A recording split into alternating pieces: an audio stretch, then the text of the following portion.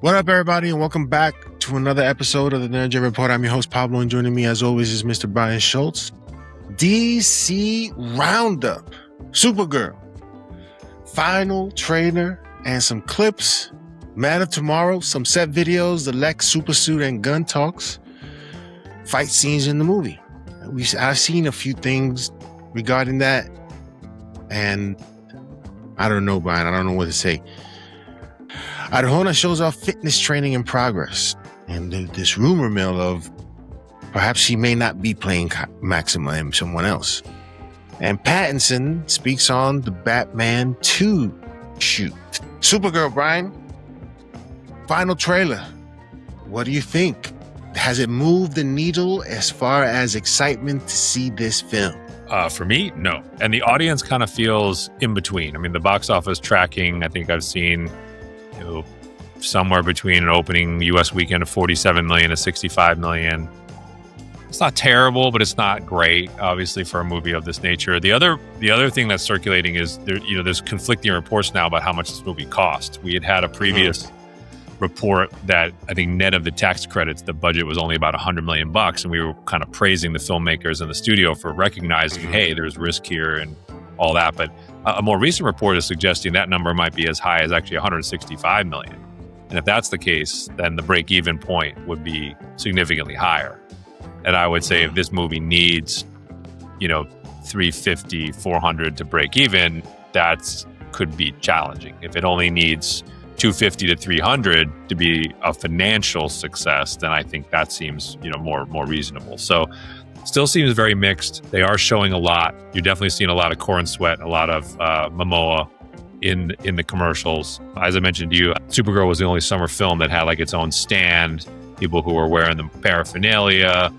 There was a look-alike in costume. They're definitely trying to get the word out as best they can, but it feels like the results have been mixed. And as we said, the timing of the schedule is tough, right between Toy Story and Minions and Monsters. So what about you? Where are you at on this film right now that we're getting into the summer season? It definitely hasn't moved the needle for me as well. I'm not that excited to see it. I'm just curious to see it. If the reviews are horrendous, I don't know if I might see it right away. Probably we'll wait for 50% off on Tuesdays. But we'll see. But I haven't been impressed. I am curious to see some of the stuff on Krypton, but that's about it. I agree. I think it's one of those where, as we're seeing with Mortal Kombat, we're seeing with He-Man, I think we're finding it's tough if that initial buzz is not there, that initial pop is not there. No. It's hard to then say, hey, we're going to grow into it and get it back. Like, it's especially if the reviews aren't that great. If it's like 60%, 70%, that's what I'm saying, right? That's not going to be good enough. Right, Mortal Kombat and He-Man were both like that. They were kind of like, reviews were actually better than you would have thought for a property of that nature. Audience scores were okay, but they were good, but they weren't spectacular. And they just nosedived and kind of disappeared. Man of Tomorrow. Set videos. Lex Luthor is in his suit. Gunn discusses fight scenes in the movie. What are your thoughts on what you've seen thus far as the Lex suit? And I don't know if you've taken a peek at some of the videos that they've put out of Superman punching Lex Luthor in his suit. What are your thoughts? Well, I think the suit looks good. I mean, the suit looks pretty accurate, and the suit itself seems to have some effects even without digital effects. Like when they show the set video, the suit lights up. Like it looks tactile. It doesn't look too silly. Like I think they've done a good job there. Gunn is definitely hyping the action in this film. Someone asked him about like the best fights he's ever kind of put on screen or been associated with, and he said that he thought two different ones in this film would be contenders for that role, which got people kind of excited. He didn't give any specifics, but kind of saying he said there's two in mind that he thought really could be, as good as any fight that he's ever put on screen. I'm just having a tough time getting fired up. I guess I'm just feeling similar to the way I felt when like Flash and Aquaman 2 came out, where I was like, even though I don't formally know that this is ending, I kind of feel like it's ending. And it's kind of ending before it really gets going. I'd be curious if other people are having this sense of it's just tough to really get fired up when there's so much uncertainty and seemingly inevitability about all of this potentially getting changed a year from now. Almost like Dark Phoenix. I also feel like we knew it was over. We knew it was over. I think a little bit, if I'm being honest, has to do with the way Superman has not stuck with me. It's just a film that I have had no desire to revisit. And I'm surprised. I think when I first saw it, and I saw it more than once in the theater at the time, I didn't feel that way. I remember saying on the review show, I was like, hey, there's definitely sequence in this I look forward to seeing on HBO and I've never clicked on it. And I feel like that's feeding into this a little bit. I've lost the steam for this particular universe. The magic's just kind of gone right now. And like, it's not to say it can't ever come back, because obviously you're always one great project away. Oh yeah, it could definitely come one back. great project away. But yes, right now, yeah, I'm kind of gunned down. Like, oh man, Arjona shows off fitness training in progress. Again, I think she was announced as Maxima. She was never formally announced as that. She was never formally announced as Maxima. Not by the studio. It was reported in the trades that she was playing Maxima, but it was never confirmed. Got it. And I'm just like, she's showing off her workouts and her biceps and her training, and I'm like, would you really do that if you were playing Maxima? Yeah. That feels a little more like what you would do if you were playing Wonder Woman, right? It almost feels like this is a Rock move, a Henry Cavill late edition, because they want to prove that this is still something. The Arjona inclusion into this movie. But and if she's playing Wonder Woman. The acceptance, the confirmation that there is fans wanting to see this. I think this is what he's attempting to do here. By not being clear, but let's see. This is perhaps one of these, we're not going to Aquaman it for sure this time. We're going to wait to see the reveal and see what reaction we get. I guess you're right. But I also don't think you want to do the J.J. Abrams, Benedict Cumberbatch, this is not Khan, everyone knows it's Khan thing either. That wound up backfiring spectacularly when everyone's figured it out. And then they try to, he's playing John Harrison. And it's like, no, he's playing Khan. And like that moment wound up being a nothing in part because of the way they handled that. By the way, I want to throw this quote at you about Supergirl before we leave this. Craig Gillespie talking to Empire Magazine about what it was like to direct Supergirl and what it was like to have James Gunn as his studio head. Quote, it was great to have more of a director than a studio head, because you can just roll the sleeves up and have a healthy debate. It would get into the tiniest of things, like music choices, that sort of push and pull, end quote. You're shaking your head. That quote says the same thing to you that I think it says to me, right? Which is, who really directed this movie? Who really wrote this movie? Whose fingerprints are really all over this movie? Which is plain as day in the material. What will it be like if the rejection of this movie is clear? What will it be like for James Gunn to try to, or anyone involved in this project, to try to justify the rejection of this and what the critics have to say? One Superman film that kind of came and went. If you're being honest at this point, again, I'm not saying it's a disaster, not saying it's a failure, but in the mind's eye, in the audience's mind, it has come and gone. Peacemaker and Creature Commandos. Like, Creature Commandos? Really, yo? Yeah, when he's hyping season 2 of that, I'm just like, I don't know, man. It's just like, you got season 2 of X-Men, season 2 of Batman. Blue Eye Samurai coming later this year. Yeah, and you're just like, it's season 2 of Spider-Man, and you're just like, season 2 of Creature Commandos is not it, man. That's the minor leagues. It's not that it's a terrible show, but it's just like, there's no to get yourself into that other conversation, you need, with those characters, you need top shelf material, animation, and they don't have it. So I just say these increasing signs she might be playing Wonder Woman, which goes back to like, Man of Tomorrow's got a quasi Justice League in it, minus Batman. I don't know. Again, it looks to me like Rock moves, but on times 10. I mean, I'm sure Arjona's going to get many, many, many other opportunities, but showing up to this just for a one-time thing and not sure, I don't know how you sign up for that. I think it's hard to say no, though. I mean, like I said, if she's being offered Maxima, then that's one thing. If you're being offered Diana Wonder Woman, it's hard to say no to an opportunity to do that.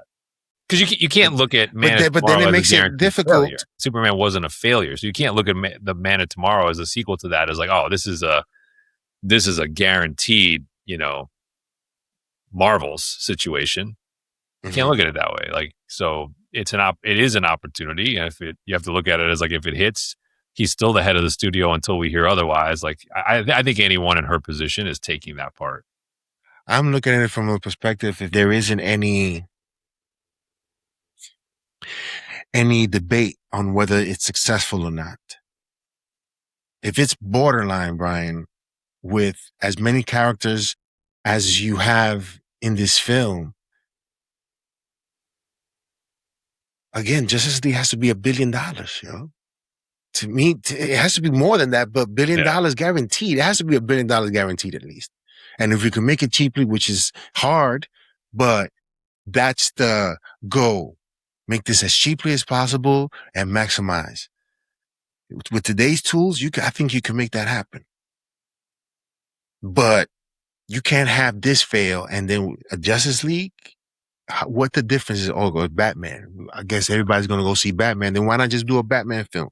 I just think the tough thing for this movie, the interesting thing for this movie is that the Gunn contract situation will resolve before it comes out. Right? His contract is through April of 2027. And this movie comes out basically summer, right, of next year. So you will know for sure by the time that movie goes to promotional press tour and is coming out, is this going anywhere or not? Right? If James Gunn has no contract, then this is literally a lame duck end to his universe. I find it hard to believe this movie is going to become like a transcendent event if everyone knows it's basically a throwaway before they wipe the board. Yeah. Again, look at Flash, look at Aquaman, look at these movies where everyone knew the regime was changing. It definitely hurt the results. Pattinson, really Batman interesting. 2 shoot. Candid stuff on a lot of fronts. Little Simu Liu playbook too, by the way, from him, which is interesting at the end. But first off, was talking about getting into shape to play Bruce Wayne and the amount of heat that he took for how he looked in the first film. Where people said basically like he wasn't big enough. And so he said he got really annoyed by people who said he didn't work out because he said, quote, "I worked out every effing day." And even after that, I still didn't look like I didn't work out. I worked out twice a day at like 3:00 in the morning. Well, see, he just doesn't have the genetics for it, perhaps. Well, and the other question you would ask is, one, what did Matt Reeves want him to look like at that stage of his development? And number two, could be good trainer, bad dietitian. Right? So we saw, like I just said on our He-Man review, I was kind of questioning Nicholas Galatzin's workout program, but he clearly had the right dietitian because they put it's calorie surplus that makes you gain weight.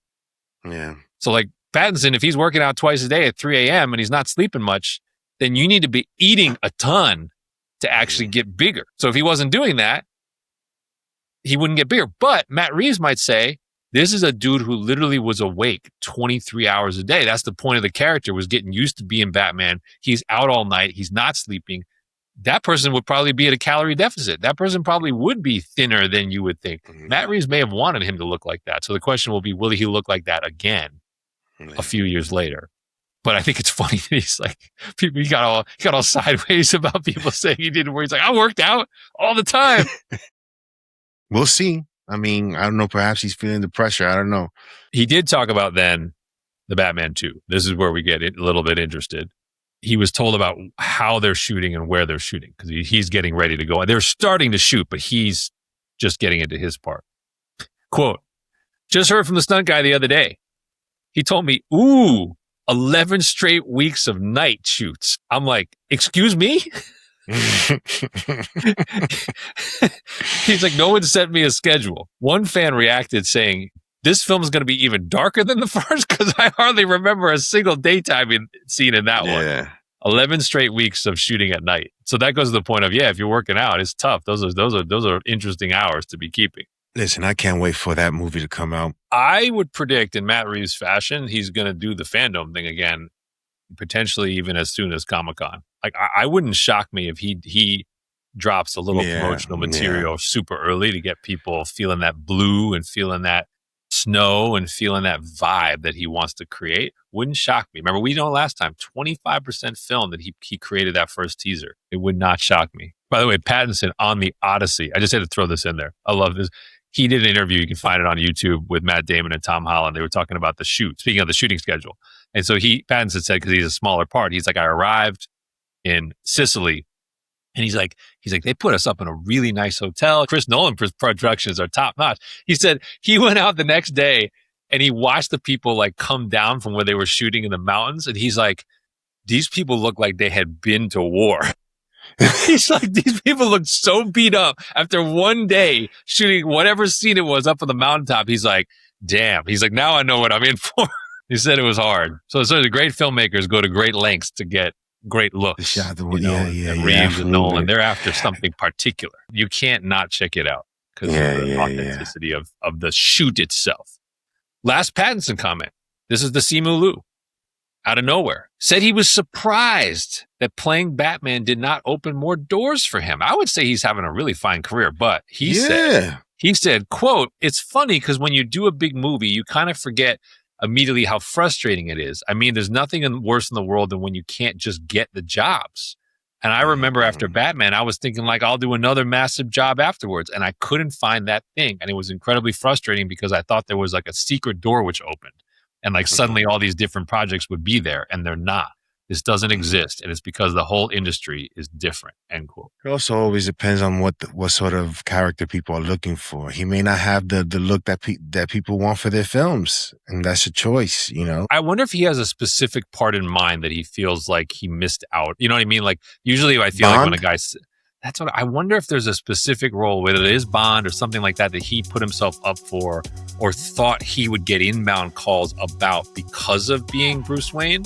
I would say Bond, yo. I wonder what it is because I feel like because he's had success. He's in Dune and he's in The Odyssey. And you can say like, well, he's not the lead of those movies. I'm like, yeah, but those are ensemble movies for the most part. And he's been in a lot of acclaimed stuff. He's been in stuff that's made money. Different genres. Like he doesn't seem to be having a tough time getting roles. So he must be referring to something specific that he feels like he wants that he can't get into the mix room. Maybe it's that. I think it's Bond, yeah. He was a good spy in Tenet. I don't know if he was a Bond spy though. He was a good spy, but I don't know if he was a Bond spy in Tenet. Interesting. But yeah. Let us know in the comment section below what you guys think of this episode of the DC Roundup. Man of Tomorrow set videos, the Lex. I don't expect nothing less as far as the comic book accurate look. We've already seen Superman, and you know James Gunn is a comic book guy, and he's going to give us that. There's just no ifs, ands, or buts about that. Arjona, is she Wonder Woman? It'll be interesting to see what the fan reaction is to that. I think we're probably going to be in a situation, Brian, where James Gunn is no longer the head, but they keep the people that he's contracted to play these characters. There's a situation like that. I think that could happen. When Pattinson on Batman 2 on the Batman 2 shoot is, we know, I think, what to expect with Matt Reeves, and that is a vision. We saw a glimpse of that in this one, and we're going to see a different one in this next one, which makes that exciting. So, let us know in the comment section below what you guys think. Remember to hit that like and subscribe, and remember, if you haven't heard it anywhere else, you heard it here first on the NerdJ Report.